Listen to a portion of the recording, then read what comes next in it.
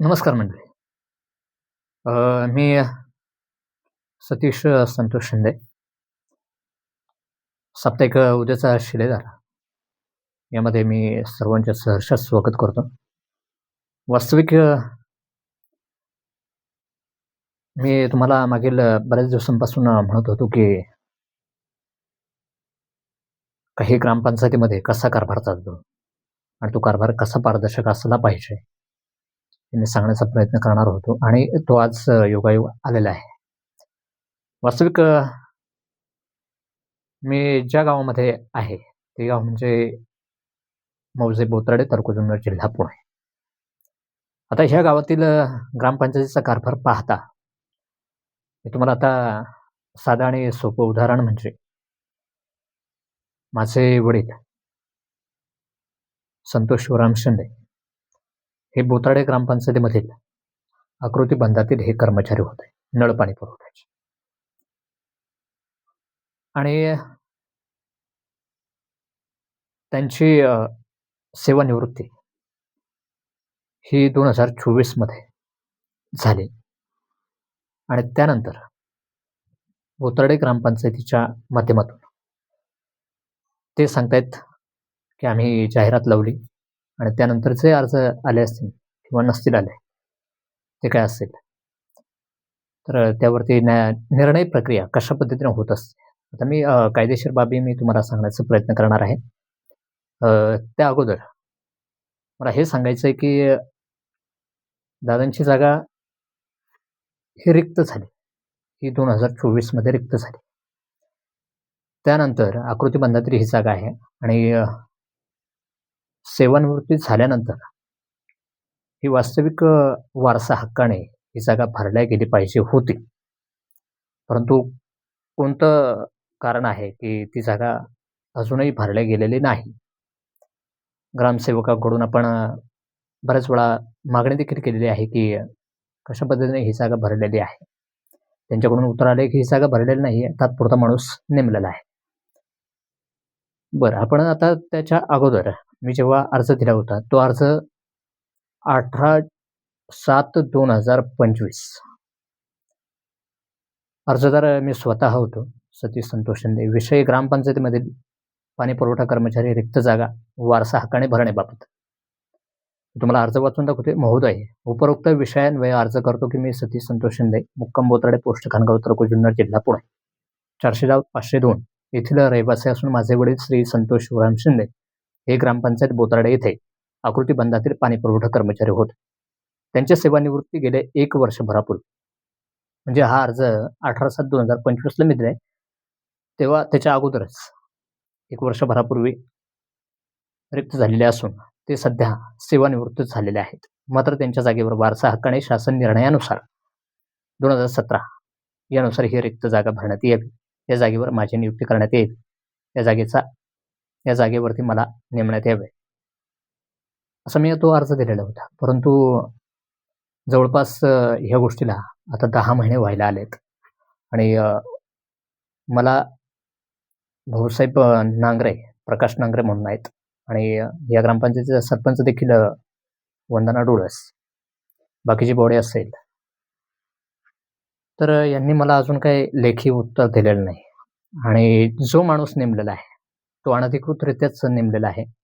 त्याची नियुक्ती ज्या दिवशी झालेली आहे, म्हणजे मी ज्या दिवशी अर्ज दिलेला आहे, त्या दिवशी तो व्यक्ती देखील तिथे हजर होता आणि मी देखील अर्ज देण्याच्या वेळेस हजर होतो. परंतु कमीत कमी ह्या ग्रामपंचायतीच्या लोकांनी मला त्या दिवसाला थांबवून घ्यायला पाहिजे होतं, की समोरचा व्यक्ती देखील आलेला आहे आणि तुम्ही देखील आलेले आहेत. तर आपण त्यावरती डिस्कशन करून दोन्ही अर्जावरती आपण बोलून घेऊयात. तसं न करता त्या व्यक्तीची कोणत्या पद्धतीने नेमणूक केलेली आहे, काय केलेली आहे. आता त्या खोलामध्ये मला जायचं तर आहेच आहे. परंतु काही गोष्टी मला ऑन कॅमेरा सांगायच्या होत्या, त्या मी सांगतोय. बोत्राडे ग्रामपंचायतीचा हा कारभार कशा पद्धतीने सुरू आहे, हे मी सांगतोय. मला वाटतं माझ्या वडिलांची जागा ही वारसा हक्काने भरण्यात यावी, ही माझी तर मागणी आहेच आहे. परंतु ही का भरली नाही, हा माझा त्यांना थेट प्रश्न आहे. त्यानंतर महाराष्ट्र राज्य ग्रामपंचायत कर्मचारी संघाने देखील त्यांना पत्र दिलं होतं आणि हे पत्र मला वाटतं 6 जानेवारी 2000 हां, 7 जानेवारी 2026 रोजी ग्रामपंचायतीला पोहोचलाय. हे पत्र आहे. परंतु याचं देखील त्यांनी काही उत्तर दिलेलं नाही आणि त्या अर्जाचं देखील उत्तर दिलेलं नाही. मग हा मनमानी कारभार कशा पद्धतीने सुरू आहे, ते आपण पाहू शकताय. त्यानंतर अजून एक अर्ज आहे. तो तो देखील मला द्यायचा तर आहेच. परंतु मला हे सांगायचं आहे, की बोथाडे ग्रामपंचायतीमध्ये हा अशा पद्धतीनं कारभार सुरू आहे. दुसरी गोष्ट अशी, की जी जागा नेमलेली आहे, म्हणजे तात्पुरत्या स्वरूपात जरी एखादा माणूस नेमायचा ठरला, तर त्याला कायदेशीर बाबी आहेत. ह्या ग्रामसेवक यांनी पडताळल्या आहेत की नाही, हा देखील शंकेची बाब आहे. कशा पद्धतीनं म्हणजे माणूस नेमला आहे, कशा पद्धतीने नेमला नाही, हे आता त्यांचं त्यांना माहीत. म्हणजे स्थानिक पातळीवरती तो नेमला की कशा पद्धतीने नेमला. परंतु राज्यातील ग्रामपंचायतीमध्ये तुम्हाला त्याचा एक कायदा वाचून दाखवतोय. राज्यातील ग्रामपंचायतीमध्ये कंत्राटी तत्वावरील कर्मचाऱ्यांची नियुक्ती जिल्हा परिषदेच्या मुख्य कार्यकारी अधिकारी यांच्या पूर्व परवानगीशिवाय न करण्याबाबत. बरोबर. म्हणजे कंत्राटी तत्वावरती नेमायचं जरी असेल, तरी सी-ओ-ची म्हणजे जिल्हा परिषदेच्या मुख्य कार्यकारी अधिकाऱ्यांची परवानगी घ्यावी लागते. असं देखील इथं झालेलं नाही.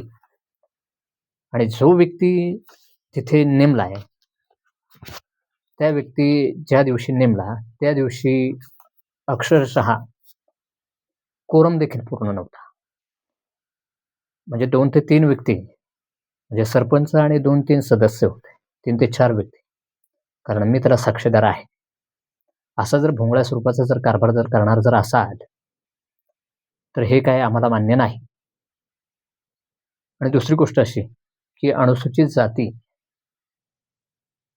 नवबौद्ध या घटकातील आम्ही आहोत आणि ती जागा आकृती बंधातील मागासवर्गीयांसाठीची ती जागा होती. परंतु ही जागा का रिक्त ठेवली आणि ती जागा का इतरांना दिली? हा माझा थेट त्यांना प्रश्न आहे. ही जागा लवकरात लवकर त्यांनी मला ह्याचं उत्तर द्यावा. ग्रामसेवकाकडून मी ह्याचं उत्तर घेतोय, परंतु ग्रामसेवक अद्यापही मला उत्तर देण्यास टाळाटाळ करतो. याचं कारण मला अजूनही कळेना, की कोणत्या बेसवरती टाळाटाळ सुरू आहे. म्हणजे कोणाला जोमानायचं नाही का? हा देखील मला त्यांना प्रश्न आहे. आणि कोणत्या बेसवरती हा कारभार सुरू आहे? म्हणजे अजून मला मी अजून काही खोलात शिरलेलो नाही, परंतु अजून देखील मी शिरण्याचा प्रयत्न करतोय. काही गोष्टी अशा आहेत, की मनमानी कारभाराला पण काहीतरी लिमिट असावं.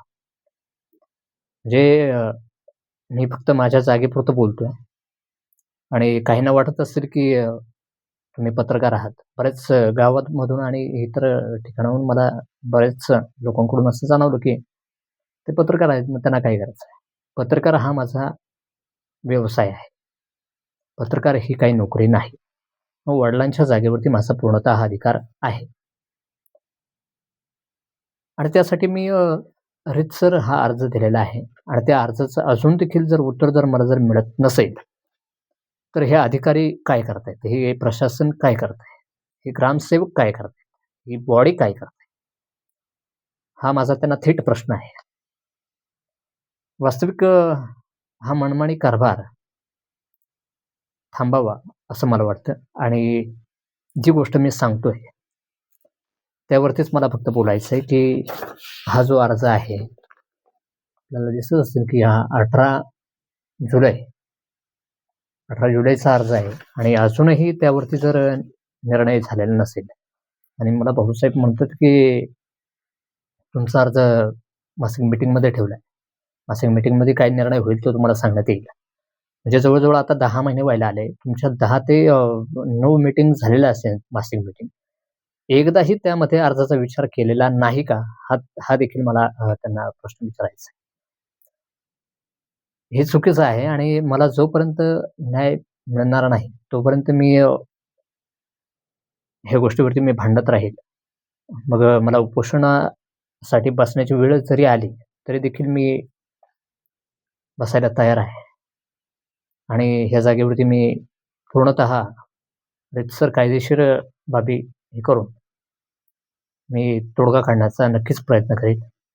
अजून देखील वेळ गेलेला नाही. ग्रामपंचायतीच्या माध्यमातून मला लेखी आश्वासन द्यावं, लेखी उत्तर द्यावं. अजून मला पुढची पावलं उचलायला लावू नका, असं मी त्यांना सांगतो. आणि ह्या जागेवरती नेमकं काय, कशा पद्धतीने निष्कर्ष निघाला आहे किंवा कशा पद्धतीनं काय झालेलं आहे, हे मला सांगावं, अशी मी त्यांना विनंतीच करतोय. कायदेशीर बाबीत अजून मी घुसलेलो नाही आहे. परंतु मला ह्या ग्रामपंचायतीकडून अतिशय चांगल्या पद्धतीनं उत्तर मिळावं, अशी मी त्यांना विनंती करतो. आजच्यापुरतं एवढंच. पुढील भागामध्ये मी नक्कीच अजून वेगळ्या विषयावरती नक्कीच बोलणार आहे.